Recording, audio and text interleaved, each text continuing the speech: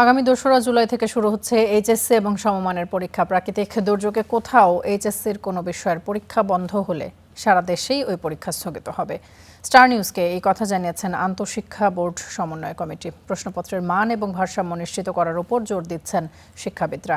ভয়মুক্ত পরিবেশে পরীক্ষা দিতে চান শিক্ষার্থীরা। ফরহাদ বিন নূরের রিপোর্টে বিস্তারিত। 5 বছর পর পূর্ণাঙ্গ সিলেবাসে হতে যাচ্ছে এইচএসসি ও সমমানের পরীক্ষা। এতে 9টি সাধারণ শিক্ষা বোর্ডের অধীনে সারা দেশে পরীক্ষা নেওয়া হবে অভিন্ন প্রশ্নে। নকল অনিয়ম ঠেকাতে সব পরীক্ষা কেন্দ্রে থাকছে সিসিটিভি ক্যামেরা, বডি ক্যাম সহ মোতায়েন থাকবে পুলিশ। কেন্দ্রগুলোতে সম্পন্ন হয়েছে প্রয়োজনীয় প্রস্তুতি। বডি ক্যাম থাকলে আসলে কোন ধরনের সমস্যা হতে পারে শিক্ষার্থীদের ক্ষেত্রে, তো সেই ধরনের এর আগে আমাদের কোনো অভিজ্ঞতা নেই।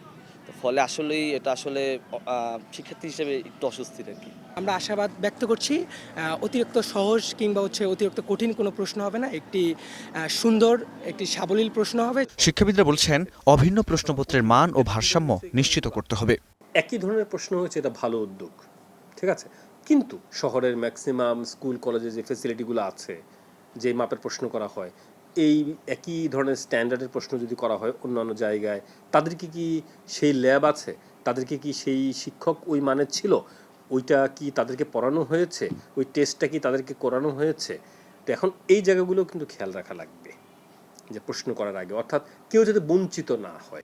আন্তঃশিক্ষা বোর্ড সমন্বয় কমিটির সভাপতি জানান, কোনো এলাকায় প্রাকৃতিক দুর্যোগের কারণে পরীক্ষা গ্রহণের সমস্যা হলে সেদিন সারা দেশের পরীক্ষায় স্থগিত করা হবে।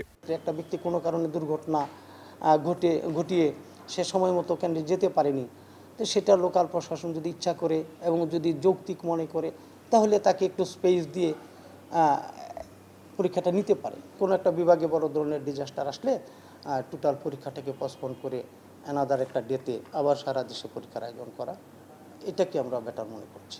গত বছরের তুলনায় এবার পরীক্ষার্থী বেড়েছে 19,000-এর বেশি। মোট পরীক্ষার্থী 12,70,583। সারা দেশে পরীক্ষা কেন্দ্র রয়েছে 2,997টি। ফরহাদ বিন নূর, স্টার নিউজ, ঢাকা।